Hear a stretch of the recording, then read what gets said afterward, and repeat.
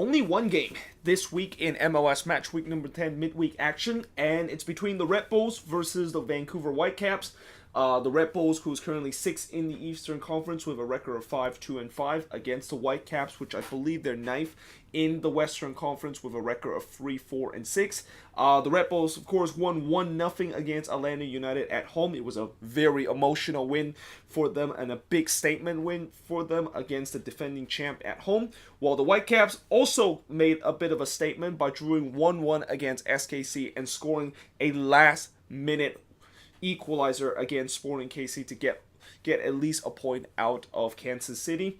In terms of the top goal scored for both of these teams, and you notice how both of these teams don't really have what you would say a top goal scorer. Daniel Royer currently has 2 goals, followed by Casillas Jr. with 2, Brian White with 2, and Alex Mule with 2. So there's a 4-way tie for only 2 goals as the top goal scorer for the New York Redbulls. And then it's Mark Jankowski with 1 goal, and there's a whole list of Redbulls players that currently has 1 goal.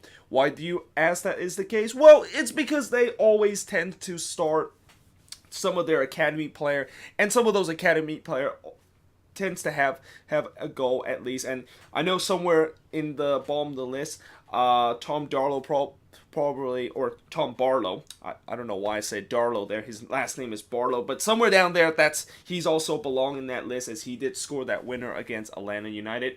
While for Vancouver, it's the same case.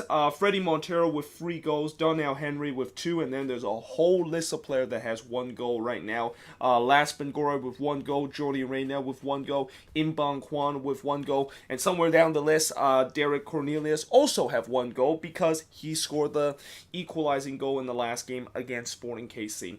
And when I look at this game, if I have an Admiral Akbar kind of stickers right now, I would stick it right next to the Redbulls name and stick it into this game, because this is a classic trap game for the Redbulls. And it's not because of the fact that the Redbulls got a big game next week. They play against FC Cincinnati, which you would think that how is that a trap game if they're playing an easy opponent next? Well, it's a trap game because of the fact that they just had that emotional win against Atlanta United. It was a very physical kind of matchup, and they're also emotionally drained too because they play throughout, well, not just emotionally drained, but also physically drained too, because they play for the last 60 minutes of that game down a man, and knowing that they only have 3-day rest to prepare for this game, yeah, they're going to be very tired out. And this Red Bulls team are also kind of a tired out team. I mean, they play a lot of games lately. I believe last week they also play a midweek game. So this is going to be like the 4th games that they are